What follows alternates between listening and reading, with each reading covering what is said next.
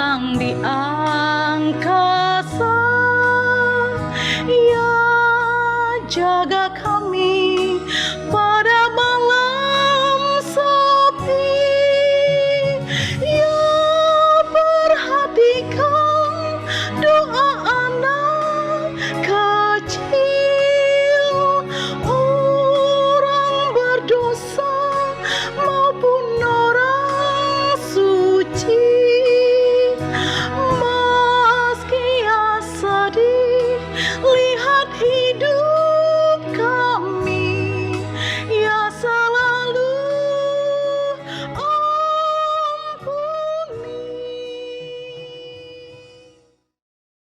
Shalom Bapak Ibu, Saudara-saudari terkasih dalam Kristus Yesus. Kita bertemu kembali di program talk show Alkitab Menjawab bersama saya Kaisar Simanulang. Kalau di episode sebelumnya kita sudah membahas tentang Allah, manusia, dosa, dan juga keselamatan.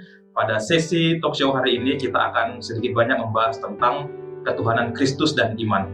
Telah hadir narasumber kita pada hari ini, yaitu Inang Pendeta Ratna Boru Pardede STH. Shalom Inang. Shalom. Oke, Inang ini adalah pendeta aktif di HKBP Pekanbaru. Inang, pada talk show kali ini Inang, kita akan sedikit banyak Inang membahas tentang ketuhanan Kristus Inang ya, dan iman. Kalau kita di Kristen, kita meyakini bahwa Yesus itu adalah Tuhan dan Dia adalah satu-satunya juru selamat. Tetapi Inang, ada beberapa orang yang sering-sering bertanya, apakah sebenarnya Yesus itu Tuhan atau sebenarnya Dia manusia? Nah, bagaimana kita menanggapi pertanyaan-pertanyaan seperti ini Inang? Ya. Jadi tentang kesiapaan Allah di dalam Yesus atau figur Yesus sangat jelas dituliskan di dalam Alkitab. Jadi, kehadiran Allah yang sempurna adalah di dalam diri Yesus Kristus. Ibrani 1 ayat 1 sampai ayat 3. Memang diskusi tentang perdebatan tentang kesiapaan Yesus, yaitu keilahiannya dan kemanusiaannya, itu mewarnai diskusi-diskusi perdebatan teologis sampai sekarang. Jadi bukan hanya di kalangan-kalangan Kristen saja, bahkan di luar Kristen mempertanyakan bagaimana itu figur personal Yesus sebagai ilahi dan sebagai manusia. Karena ada pemahaman-pemahaman ingin bagi pribadi Yesus itu secara dikotomis, yaitu membagi keilahiannya dan kemanusiaannya. Bahayanya, paham ini akan membawa pemahaman kita, yaitu hanya menonjolkan keilahiannya. Ada beberapa Kristen yang hanya menerima keilahian Yesus sebagai Tuhan, tetapi menolak kemanusiaannya. Di sisi lain, menerima kemanusiaan Yesus, tapi menolak ketuhanannya, keilahiannya. Inilah yang sering terjadi ya, dan mengganggu keimanan kita sehingga kita menjadi ragu. Hal yang sangat harus kita pegang, bahwa kehadiran Allah di dalam Yesus seutuhnya adalah di dalam keilahian dan kemanusiaan Yesus. Jadi tidak bisa dibagi-bagi secara dikotomis. Itu satu kesatuan ya, dalam rangka menyelamatkan umat manusia. Yohanes 1 ayat 1 sampai ayat 3. Jadi jelas, kita jangan ragu Bapak Ibu.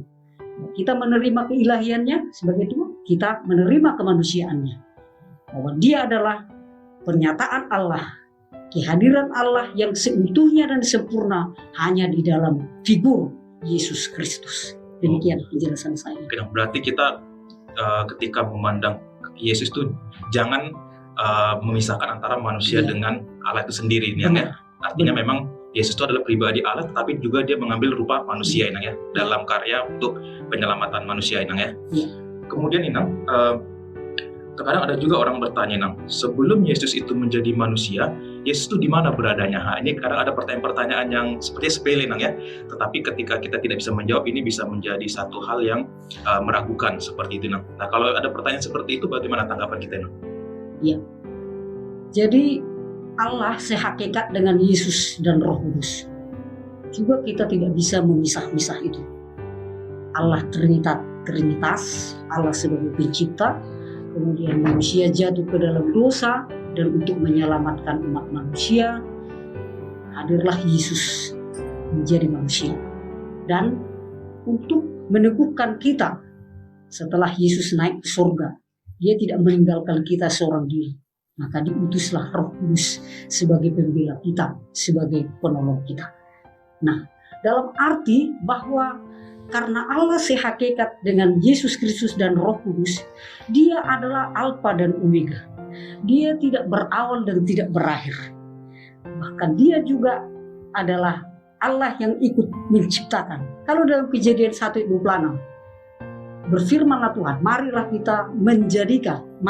kita menjadikan manusia menurut rupa kita, menurut gambar kita.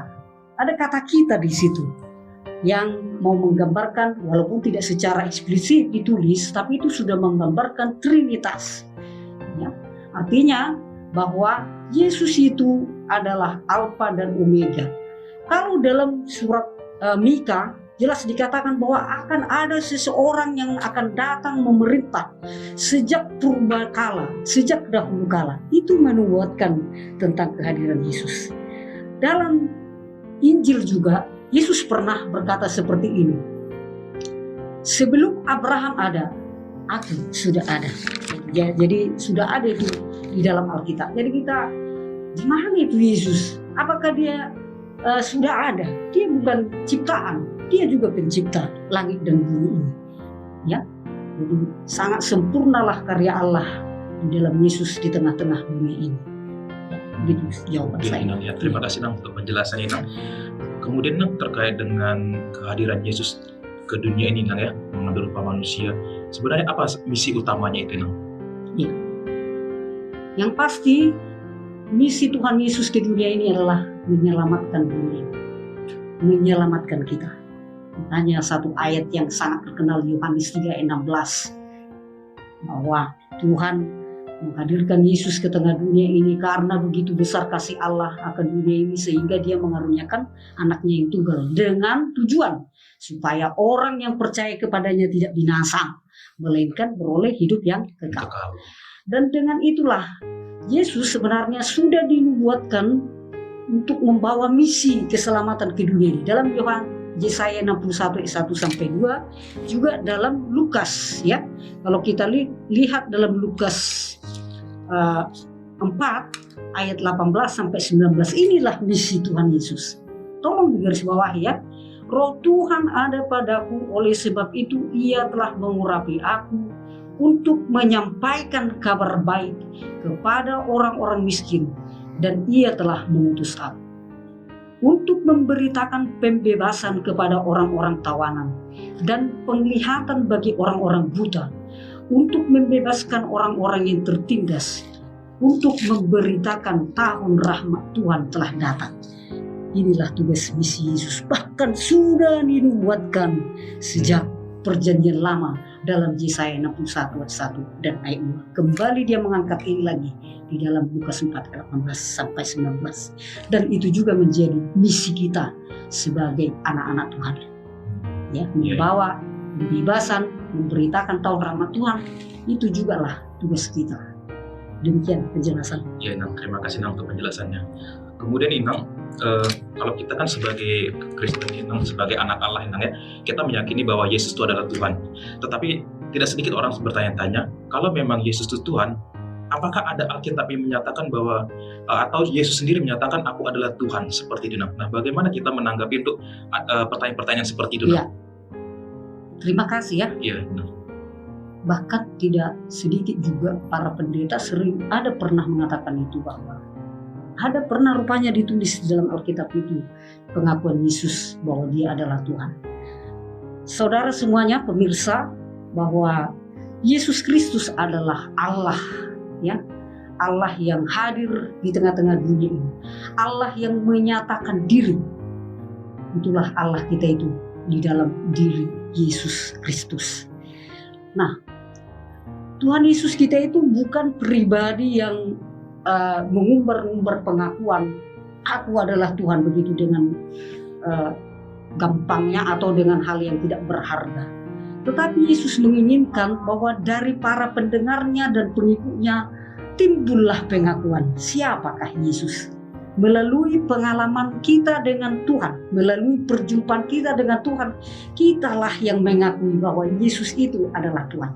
Sebenarnya di dalam Alkitab sudah ada beberapa kali muncul pengakuan-pengakuan karena melihat pelayanan Yesus, ya, karena melihat Yesus itu hidup dengan belas kasih dan kemurahan hati. Misalnya dalam Yohanes 1 ayat 49, Nathanael mengaku bahwa Engkau adalah putra Allah, katanya. Kemudian Simon juga, ya, Simon dalam Matius 6 ayat 16, apa dia katakan? Engkau adalah Mesias, putra Allah. Nah, itu pengakuan bukan pengakuan dari dirinya sendiri saja. Tetapi Paulus mengatakan dalam 1 Korintus 12 ayat 3, tidak ada seorang pun yang dapat mengaku Yesus adalah Tuhan selain daripada Roh Kudus. Jadi Yesus itu benar-benar Tuhan. Siapa yang mampu mengatakan seperti yang dikatakan oleh Yesus dalam Matius 28 ayat 18, kepadaku telah diberikan kuasa di surga dan di bumi. Yesus sebagai Tuhan. Dan dalam Yohanes 13 ayat 13, apa dikatakan? Ketika Yesus selesai membasuh kaki murid-muridnya, lalu Yesus mengatakan, katamu, aku guru dan Tuhan. Tepatlah katamu itu, akulah Tuhan. Dan jika kamu mengaku aku adalah Tuhan, saling melayanilah, saling membasuh kakilah, saling mengasihilah. Jadi jangan ragu saudara pemirsa, apalagi jemaat HKBP dibutuhkan bahwa Yesus itu sungguh-sungguh dan benar-benar Tuhan. Sekalipun tidak banyak dia mengumbar aku ini adalah Tuhan, tetapi pelayanannya, kasihnya, tindakannya sudah mengungkapkan dia adalah Tuhan dan Juru Selamat kita. Yohanes 13 ayat 13 tadi bukti ya. Ya. Seperti itu. Terima kasih. Berarti secara Alkitab sendiri itu memang sudah benar, Nang, ya. Maksudnya sudah dinarasikan bahwa benar Yesus itu adalah Tuhan, Nang, ya. Kemudian, Nang, selanjutnya adalah kita katakan memang benar adalah Yesus adalah Tuhan. Tetapi kenapa dia sebagai Tuhan dan ingin menebus manusia melalui jalan kematian ini, Nang, penebusan dosanya, Nang? Ya. Setelah manusia gagal mempertahankan citranya sebagai gambar Allah, jatuh ke dalam dosa, nah, Allah tetap mengasihi kita untuk menebus kita, menyelamatkan kita. Maka Yesus itu harus lahir di tengah-tengah dunia ini. Allah menjadi manusia di dalam diri Yesus. Jadi satu-satunya cara untuk menyelamatkan kita adalah bahwa Yesus harus dikorbankan, bukan karena kesalahannya, bukan karena dosanya, tetapi karena dosa kita.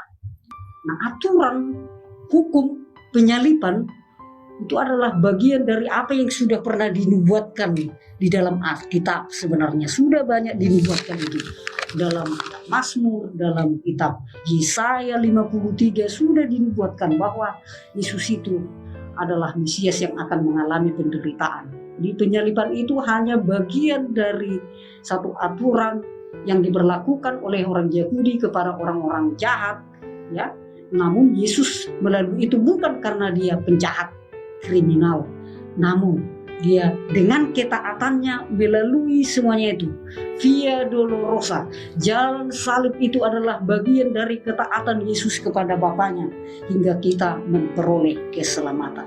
Penyaliban bukanlah kekalahan, penyaliban bukan mau mengatakan Yesus itu penjahat, tetapi dengan aturan dunia, aturan Yahudi ini, memang semua apa yang ada di dunia ini dipakai oleh Allah untuk menggenapi apa yang sudah disampaikan dalam perjanjian lama dan digenapi di dalam diri Yesus. Ya, penyaliban itu justru kemenangan bagi kita. Berarti, Nang, kalau kita ingin memahami ketuhanan Yesus itu ternyata di Alkitab sendiri itu sudah dinubuatkan, ya. Artinya kalau kita ingin mengetahui seperti apa nubuatannya, memang kembali lagi kepada kita, Nang, ya. Bacalah Alkitab itu di perjanjian lama, di situ akan nampak nubuatan-nubuatan itu, Nang, sebenarnya, Nang, ya. Oke, Nang. Kemudian nih, Nang, Yesus ini adalah Tuhan, Nang, ya. Dan kita sebagai manusia jelas kepada siapa kita berdoa adalah kepada Tuhan. Tetapi di Alkitab sendiri ada narasi yang menyatakan di situ Yesus berdoa kepada Bapaknya seperti di Taman Getsemani, Nang, ya. Kalau memang Yesus itu Tuhan, kenapa dia berdoa kepada Tuhan Bapa seperti itu, sementara dia sendiri Tuhan. Nah, seperti itu. Nang. Itu bagaimana Nang, Ya. tanggapan dari Nang?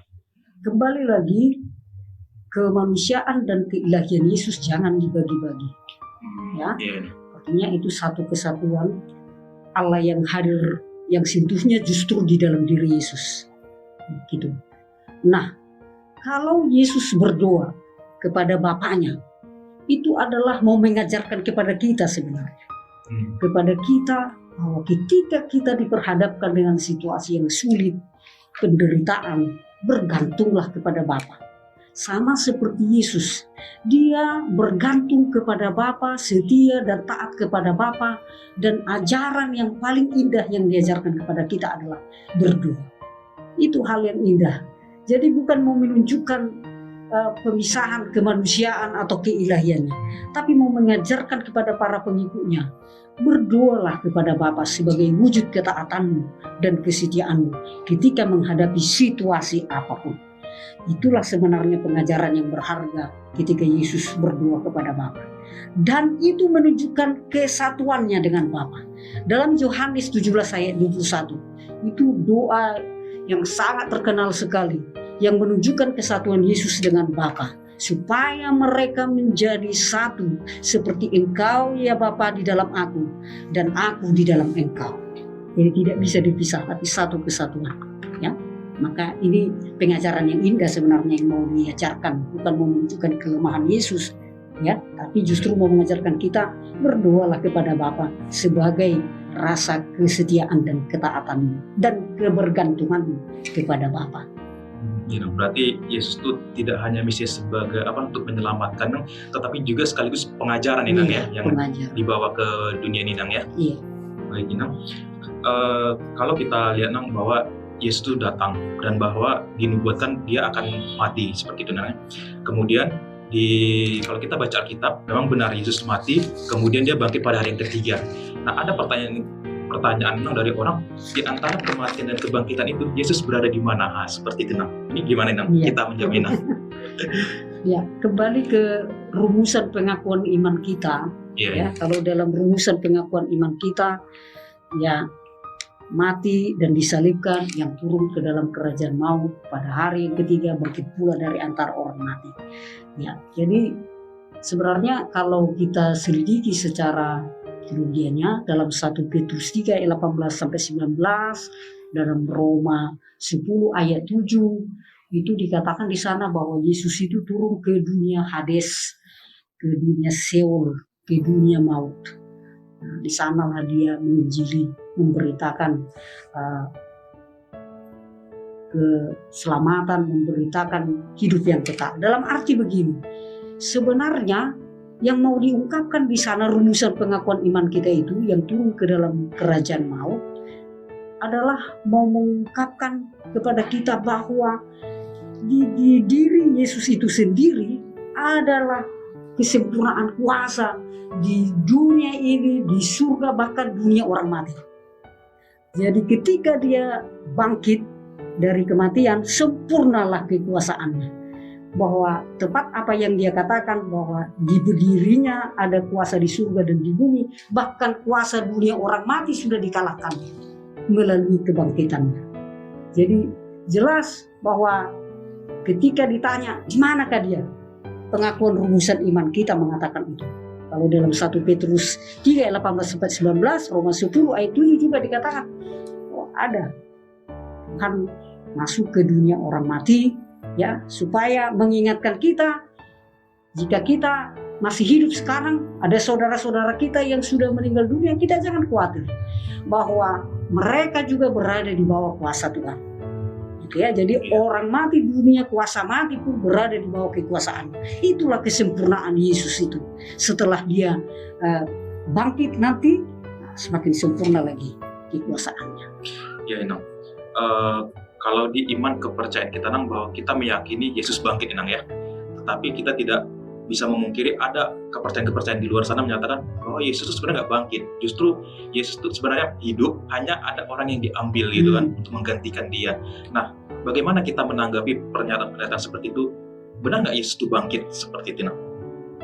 Kita harus sebenar-benarnya menerima bahwa Yesus itu benar-benar mati dan benar-benar bangkit. Iya. Iman percaya kita itu harus sungguh-sungguh. Nah, kalau ada pemikiran-pemikiran yang seperti itu, boleh-boleh saja. Tapi kita sebagai pengikut Yesus harus terus menerima itu dengan iman kita. Kalau kita baca Alkitab, ada bukti-bukti tentang kebangkitan Yesus. Ya, kalau kita lihat, kita periksa Alkitab, banyak sekali bukti-bukti, kuburan kosong, batu yang terguling, kemudian para perempuan-perempuan seperti Maria Magdalena dan kawan-kawannya mau meminyaki Yesus sesuai dengan adat Yahudi. Kemudian ada malaikat, siapa yang kami cari? Dia tidak di sini, dia sudah bangkit. Nah, jadi itu semua ada tertulis di dalam Alkitab. Itu bukan cerita hayalan, cerita dongeng, ya, atau manipulasi cerita, tetapi benar-benar bahwa Yesus itu benar-benar bangkit. Kalau Paulus mengatakan kalau Yesus tidak bangkit, maka sia-sialah iman kita. Sia-sialah khotbah, sia-sialah berita Injil yang kita sampaikan. Jadi jangan ragu, ya, itu benar-benar. Ya, demikian. Oke, Nang.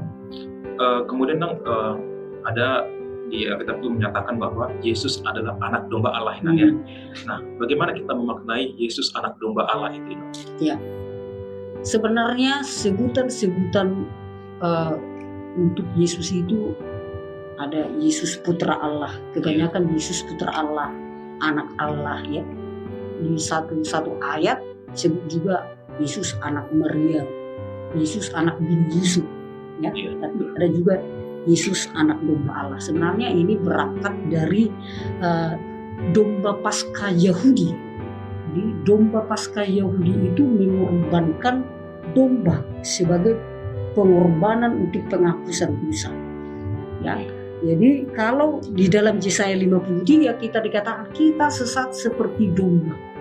Ya, seperti domba, tetapi Tuhan menimpakan dosa kita itu kepada Yesus, ya, kepada Yesus seperti domba yang dibawa ke pembantaian, domba yang keluh, domba yang tidak berontak. Seperti itulah gambaran figur Yesus yang dibawa kepada penyaliban. Makanya dibilang anak domba Paskah, ya, anak domba Allah. Jadi berangkat dari domba Paskah, ya, ritus domba Paskah Yahudi. Itu. Oke, Nang. Terima kasih, Nang, untuk penjelasannya, Nang. Kemudian kita juga melihat bahwa Yesus juga dibaptis, Nang, ya. Nah, begitu dia dilahir, di bawah orang tuanya kemudian dibaptis. Nah, sebenarnya apa yang ingin dinyatakan di poin itu, Nang? Ya, baptisan itu harus kita tahu, Bapak Ibu. Apa baptisan itu? Baptisan itu adalah kita menerima anugerah, ya, kita menerima pertobatan, pengampunan dosa dan karunia Roh Kudus. Itu pertobatan. Itulah baptisan, gitu. Nah, baptisan Yesus di Sungai Yordan, Markus 1:9-10, itu berbeda dari baptisan kita. Jadi jangan kita samakan, ya. Baptisan Yesus bukanlah baptisan proselit. Proselit itu pertobatan, ya, seperti yang dilakukan oleh Yohanes pada yang lainnya. Tapi baptisan Yesus itu memiliki dua makna. Yang pertama, bahwa dengan baptisan yang diterima Yesus, Yesus dimasukkan ke dalam maut dan kematian. Makanya kita pun ketika dibaptis, itu kita juga dimasukkan satu kesatuan dalam kematian dan kebangkitan Yesus. Maka baptisan itu luar biasa, bukan hanya terletak di dalam airnya. Kalau kita hanya berselisih paham tentang cara baptisan, sudah dangkal sekali. Makna baptisan itu adalah kita mati dan bangkit di dalam Yesus. Dan makna baptisan Yesus yang dilakukan oleh Yohanes adalah Yesus dimasukkan ke dalam maut dan kematian. Yang kedua, baptisan Yesus itu adalah sebagai pengurapan dan pelantikannya memulai misi pelayanannya di tengah-tengah dunia ini. Jadi itu sangat berbeda dengan kita. Kalau kita dibaptis, ya, berarti ada kelanjutan untuk pertobatan, untuk memperbaharui hidup. Karena kita orang-orang berdosa.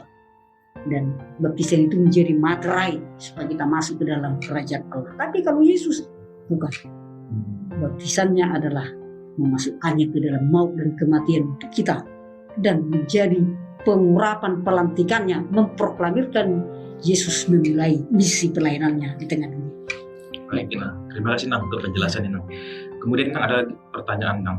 Apa sebenarnya arti menerima dan percaya kepada Yesus Kristus? Seperti itu. Ya. Yang pasti, kembali lagi ke dalam Yohanes 3:16. Jadi, barang siapa yang percaya, dia tidak akan beroleh kebinasaan. Percaya itu juga menerima. Menerima itu berarti masuk, menyatu dengan apa yang kita imani. Kemudian timbullah pengakuan. Jadi kalau kita katakan saya sudah menerima Yesus sebagai juru selamat, itulah secara verbal. Lalu pengakuan kita apalagi? Dalam tindakan kita apalagi? Jadi satu kesatuan penerimaan kita dan pengakuan kita dan buah dari apa yang kita imani. Nah, sebagai orang yang sudah menerima Yesus sebagai juru selamat, haruslah nyata dalam hidup sehari-hari. Pengakuan kita, tindakan kita, kasih kita adalah buah dari penerimaan kita akan Yesus sebagai juru selamat. Iya, Nang. Kemudian Nang, di Alkitab itu dijelaskan juga, Nang, bahwa iman tanpa perbuatan adalah mati, Nang. Ya. Nah, itu maksudnya gimana? Kita sudah mengimani, tetapi kalau tanpa perbuatan ternyata dikatakan mati, seperti itu, Nang. Ya, dalam Yakobus 2 ayat 14-26 ya, jelas iman tanpa perbuatan adalah mati. Sebenarnya Yakobus itu mau mengatakan bahwa iman dan perbuatan satu kesatuan. Tidak bisa dipisah, ya. Artinya bahwa perbuatan kita itu adalah buah dari iman. Jadi kalau kita berbuat baik itu didorong karena iman percaya kita kepada Tuhan.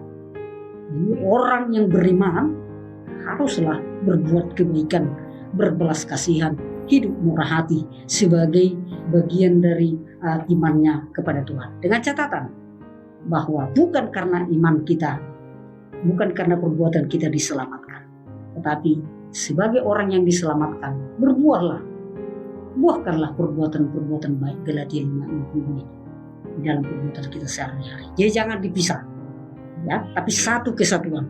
Perbuatan adalah buah wujud dari iman kita kepada Yesus Kristus. Ya. Oke, Nang, terima kasih banyak, Nang. Tadi itu pertanyaan terakhir tadi itu, Nang. Oh iya, terima kasih. Baik, Bapak Ibu, saudara-saudari dalam Kristus Yesus, kita tadi sudah sedikit banyak bertanya tentang ketuhanan Kristus dan iman.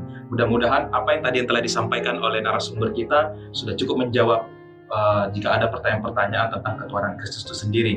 Untuk selanjutnya, kami beritahukan bahwa program talk show ini kedepannya nanti kita akan juga membahas topik-topik lainnya seputar keimanan Kristen juga.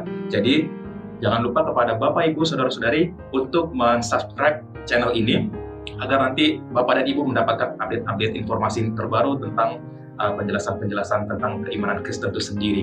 Jika Bapak Ibu dan Saudara-saudari memiliki pertanyaan-pertanyaan mungkin belum ada di fasilitas yang tadi didiskusikan, bisa dikomentari di kolom channel YouTube ini. Nanti kami akan menampung pertanyaan dari Bapak Ibu Saudara-saudari dan selanjutnya akan kami diskusikan dengan narasumbernya.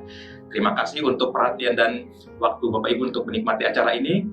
Terima kasih. Shalom. Shalom.